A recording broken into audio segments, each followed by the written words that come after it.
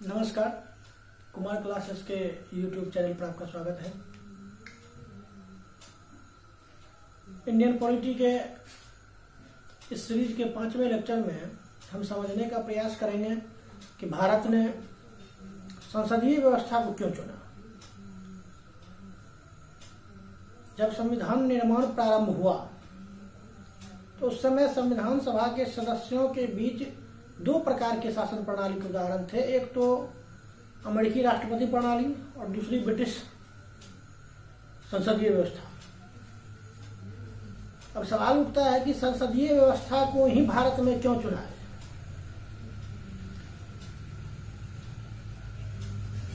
इसके पीछे कुछ कारण है।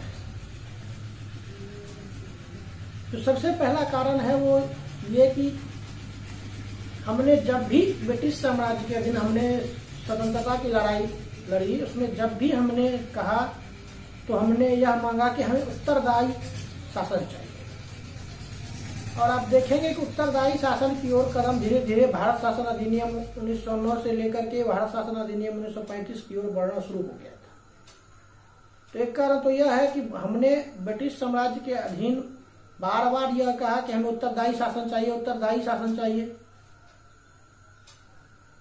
इसलिए संसदीय व्यवस्था को चुना गया। और दूसरा कारण है उत्तरदायित्व बनाम अस्थायित्व की लड़ाई। बाबा साहब भीमराव अम्बेडकर ने संविधान सभा में संसदीय व्यवस्था के पक्ष में तर्क देते हुए कहा कि जिन दो शासन प्रणालियों के बीच हमें चुनना था उसमें से एक में अस्थायित्व ज्यादा है, दूसरे में उत्तरदायित्व ज्यादा है। यानी वो संसदीय प्रणाली और राष्ट्रपतीय प्रणाली के बीच की बात कर रहे थे। बाबा साहेब भीमराव अम्बेडकर के अनुसार कि अब तक कोई भी ऐसा शासन प्रणाली नहीं बना जिसमें दोनों ही समान मात्रा में उपलब्ध हो या उपस्थित हो। उन्होंने साफ कहा कि प्रारूपण कमेटी ने संविधान निर्माण करते समय अस्थायित्व से ज्यादा महत्व उत्तरदायित्व को दिया है, इसलिए हमने ब्रिटिश संसदीय व्यवस्था का अनुसरण किया। तीसरा कारण, विधायिका और कार्यपालिका के बीच जो टकराव है, बार बार अमेरिका में ऐसा हुआ है, होता रहता है। कुछ ही दिन पहले शटडाउन की स्थिति अमेरिका में बनी थी जब विधायिका ने बजट पास नहीं किया था।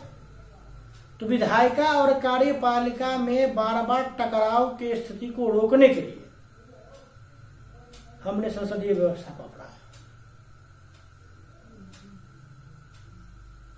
क्योंकि राष्ट्रपति प्रणाली में जो कार्यपालिका होती है वो विधायिका से स्वतंत्र होती है, जबकि संसदीय व्यवस्था में जो कार्यपालिका के सदस्य होते हैं वो अनिवार्य रूप से विधायिका के सदस्य होते हैं। अगर कोई मंत्री या कार्यपालिका का कोई सदस्य मंत्री बन भी जाता है, कोई व्यक्ति या प्रधानमंत्री अपने पसंद के किसी व्यक्ति को मंत्री बना भी लेते हैं, तो उनके लिए अनिवार्य है कि 6 महीने के भीतर वो किसी सदन की सदस्यता ग्रहण करे, अन्यथा वो मंत्री नहीं रह सकते। और चौथा कारण इसके पीछे है भारत की विविधता।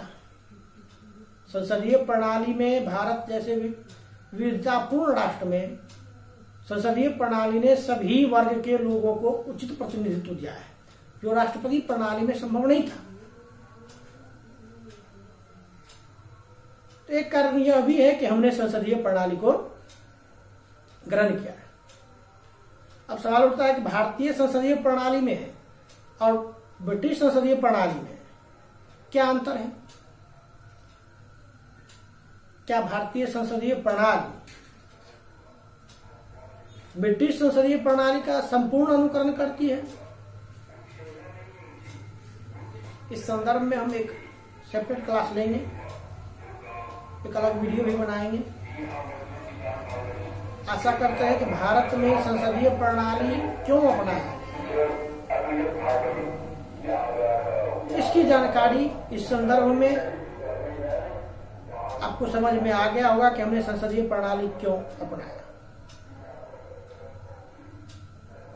वीडियो पसंद आए तो लाइक करें, सब्सक्राइब करें और सब्सक्राइब के बगल में जो बेल आइकन है उसे दबाना मत भूलिए। धन्यवाद।